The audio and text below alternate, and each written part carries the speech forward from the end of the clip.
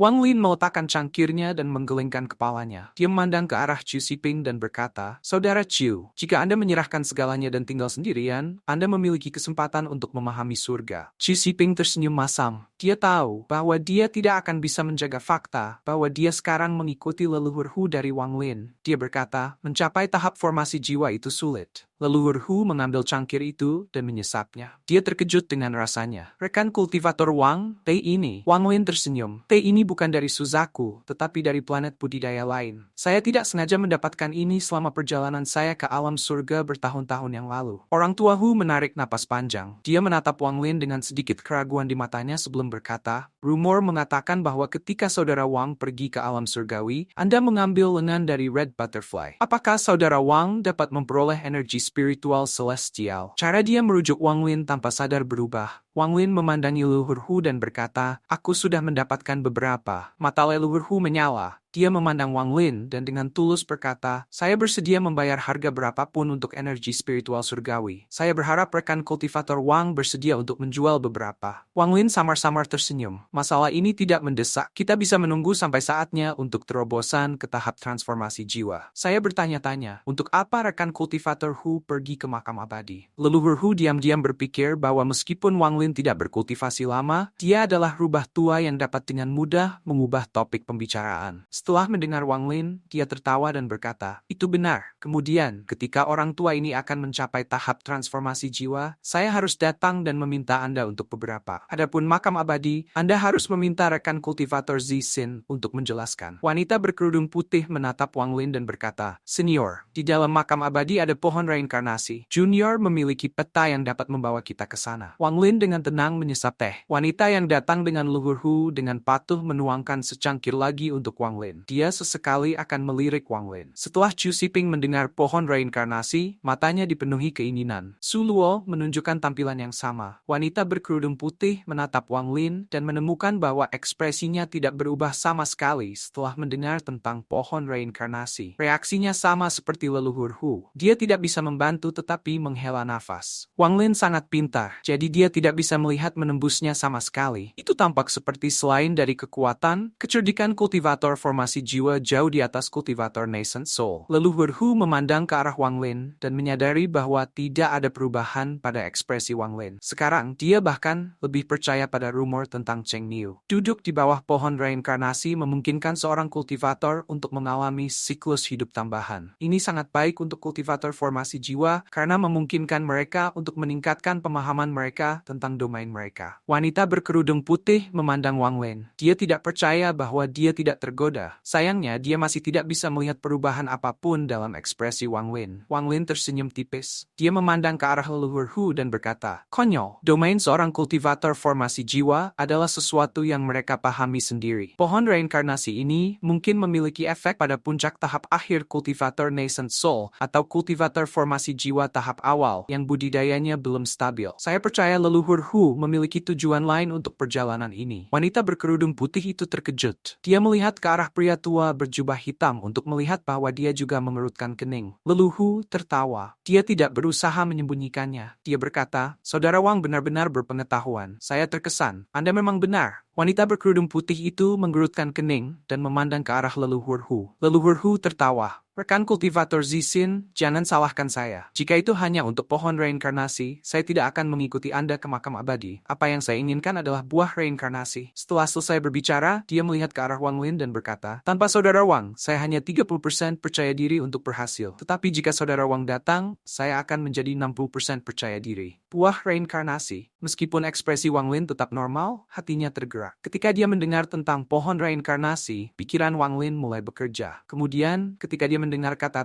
buah reinkarnasi, dia bahkan lebih yakin. Dia merenung sebentar dan kemudian berkata, "Apakah ini buah yang seukuran kepalan tangan dan berubah warna setiap 2 jam?" Mata leluhur Hu menyala. Dia menatap Wang Lin dan berkata, "Saudara Wang benar-benar sangat berpengetahuan. Itulah cara mengidentifikasi buah. Bagi kami para kultivator formasi jiwa, ini adalah harta yang luar biasa. Jika dimakan pada tahap akhir formasi jiwa, itu akan meningkatkan peluang seseorang mencapai tahap transformasi jiwa sebesar 30%. Saya melihatnya dalam beberapa teks kuno. Wang Lin merenung sebentar. Dari ingatan dewa kuno, ada beberapa buah yang sangat baik untuk dewa muda kuno. Karena tubuh dewa kuno, sebagian besar buah tidak berguna. Bahkan buah surgawi hanya bisa meningkatkan energi spiritual mereka sedikit. Hanya segelintir buah roh yang dapat memiliki efek. Sementara mereka tidak akan meningkatkan tingkat kultivasi mereka. Jika mereka memoleskan salah satu buah itu ke seluruh tubuh mereka, itu akan memperkuat fondasi mereka. Ini disebut pemurnian tubuh di antara para dewa kuno. Biasanya, dewa kuno dewasa menemukan buah dan membersihkan tubuh bayi dewa kuno sebelum mereka melemparkannya ke inti planet. Dewa kuno yang telah melalui pemurnian tubuh membuat meridian mereka benar-benar tersembunyi di dalam tubuh mereka. Akibatnya, kecepatan di mana dewa kuno menyerap energi spiritual meningkat. Meridian hanya muncul kembali ketika dewa kuno mencapai usia dewasa. Dan pada saat itu, kecepatan mereka menyerap energi spiritual sudah mencapai tingkat yang mengerikan. Pada zaman kuno, setiap dewa kuno diburu oleh setiap makhluk hidup karena dimanapun ada dewa kuno, tidak akan ada energi spiritual untuk orang lain. Namun, kebanyakan hal yang mencoba membunuh dewa kuno akhirnya mati sendiri. Hanya setelah melalui pemurnian tubuh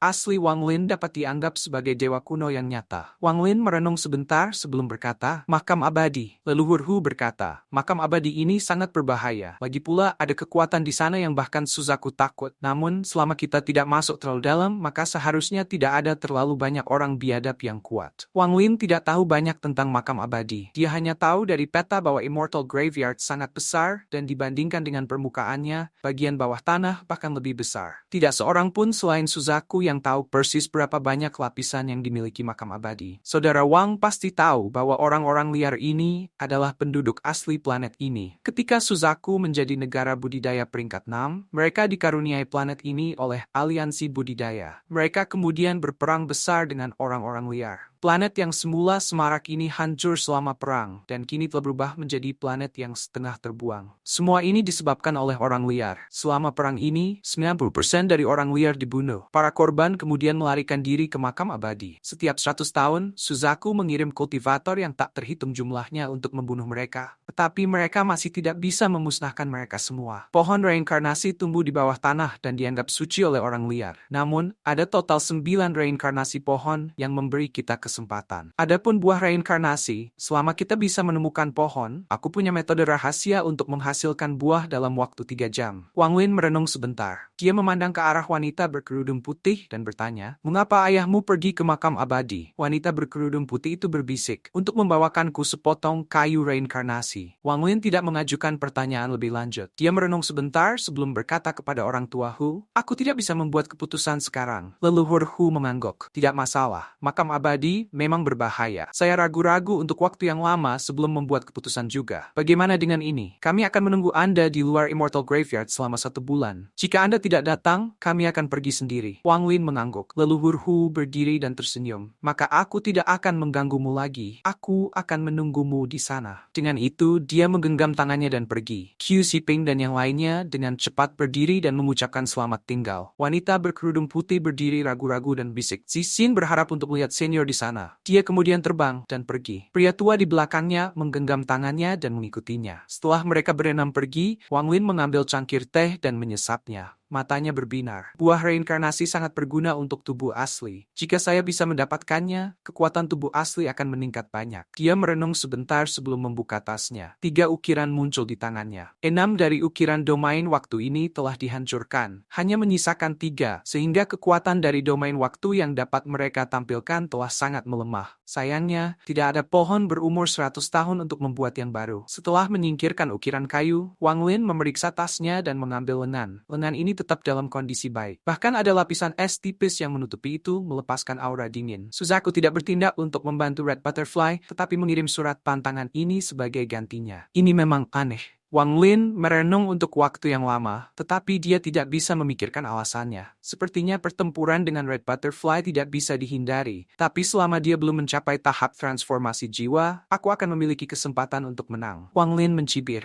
Dia kemudian mengulurkan tangan dan kursi batu terbang dan mendarat di depannya. Kursi itu tampak seperti akan meleleh, tetapi berubah menjadi sebuah baskom. Wang Lin meletakkan lengan Red Butterfly di dalamnya, lalu dia membentuk segel dan cahaya hitam muncul di tangannya. Wang Lin menunjuk ke lengan dan cahaya hitam memasuki lengan. Selanjutnya, Wang Lin membuka tasnya dan mengeluarkan beberapa botol kecil. Botol-botol ini adalah barang-barang yang diperoleh Wang Lin selama beberapa ratus tahun terakhir. Mereka mengandung racun dari binatang roh. Dia membuka botol-botol itu dan menuangkan isinya. Cairan merah seperti darah keluar dan menyatu dengan lengan. Lalu mata Wang Lin berbinar. Dia membentuk segel yang menciptakan cahaya hantu. Cahaya hantu dengan cepat mengambil bentuk tengkorak dan memasuki lengan. Wang Lin tidak berhenti. Dia terus membuat tengkorak sampai 99 lebih dari mereka memasuki lengan satu persatu. Warna lengan tiba-tiba berubah dari salju putih asli menjadi hitam dan merah. Itu tampak mengerikan dan sekarang ada juga bau busuk dari itu.